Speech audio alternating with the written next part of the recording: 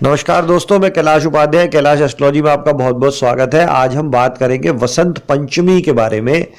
यह पावन पर्व माँ सरस्वती को समर्पित है। माता सरस्वती को बुद्धि और विद्या की देवी माना जाता है। वसंत पंचमी का पर्व वसंत ऋतु में पड़ता है। इस ऋतु में मौसम काफ़ी सुहावना होता है। इस दौरान ना तो ज़्यादा ही गर्मी होती है और ना ही ज़्यादा ठंड होती है, और यही वजह है कि वसंत ऋतु को ऋतुओं का राजा भी कहा जाता है। वसंत पंचमी के दिन माँ सरस्वती की खास पूजा की जाती है। आज हम जानेंगे कि यह पूजा कब से शुरू हुई, वसंत पंचमी को लेकर पौराणिक शास्त्रों में क्या कहा गया है। ज्योतिष के मुताबिक वसंत पंचमी का दिन अबूझ मुहूर्त के तौर पर जाना जाता है। यही कारण है कि नए काम की शुरुआत के लिए इसे सबसे अच्छा दिन माना गया है। वसंत पंचमी के दिन पीले रंग के वस्त्र पहनकर पूजा करना शुभ होता है। इतना ही नहीं, इस दिन पीले पकवान बनाना भी काफ़ी अच्छा माना गया है। ये दिन माँ सरस्वती के प्राकट्य दिवस के रूप में मनाया जाता है, इसलिए स्कूलों में भी आज के दिन माँ सरस्वती की पूजा की जाती है और विभिन्न तरह के प्रोग्राम आयोजित किए जाते हैं। वहीं विद्यार्थी इस दिन अपनी किताब, कॉपी और पढ़ने वाली सभी वस्तुओं की पूजा करते हैं।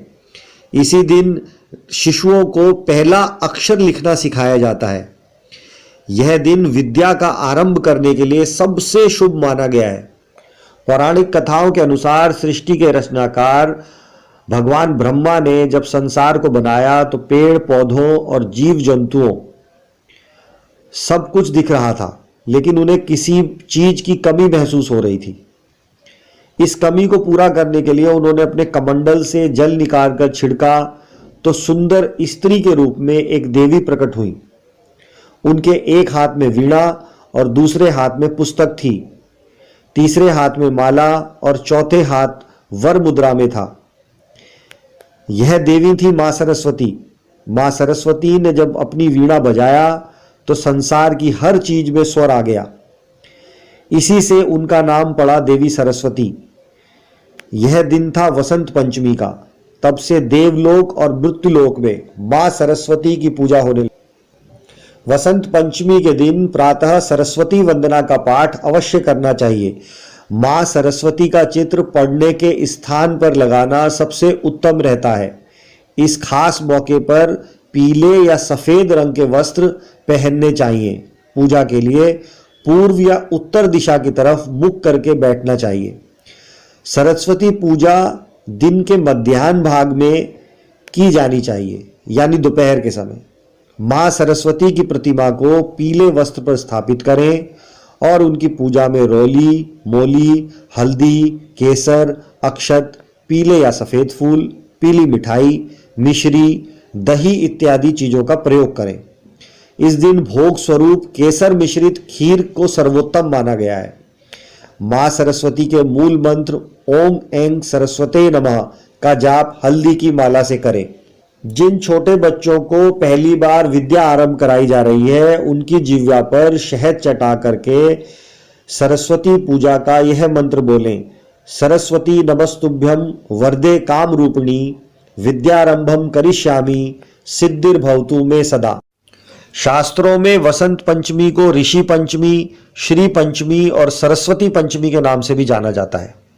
ऋग्वेद में माता सरस्वती का वर्णन करते हुए कहा गया है, प्रणो देवी सरस्वती वाजेभिर्वजीनीवती धिनामत्रित्र यवतु। अर्थात माँ, आप परम चेतना हो। देवी सरस्वती के रूप में आप हमारी बुद्धि, प्रज्ञा तथा मनोवृत्तियों की संरक्षिका हो। हम में जो आचार और मेधा है उसका आधार माँ आप ही हो। इनकी समृद्धि और स्वरूप का वैभव अद्भुत है।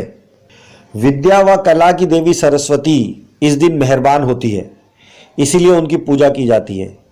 इसलिए कला जगत से जुड़े लोग भी इस दिन को अपने लिए बहुत ही खास मानते हैं। जिस तरह सैनिकों के लिए शस्त्र पूजा और विजयदशमी का महत्व है, उसी प्रकार उतना ही महत्व कलाकारों के लिए वसंत पंचमी का है। यदि आप अपने अंदर कला को जगाना चाहते हैं, तो चाहे वह कवि हो, लेखक हो, गायक हो, वादक हो, नाटककार हो या नृत्यकार हो, इस दिन सभी अपने उपकरणों की पूजा करते हैं और माँ सरस्वती की वंदना करते हैं। बच्चों के अलावा बड़ों को भी माता सरस्वती की वंदना माता सरस्वती के विभिन्न स्रोतों से करनी चाहिए। वसंत पंचमी के पर्व की और मां सरस्वती की महिमा की इस वीडियो में बहुत ही संक्षिप्त जानकारी आपको दी गई है।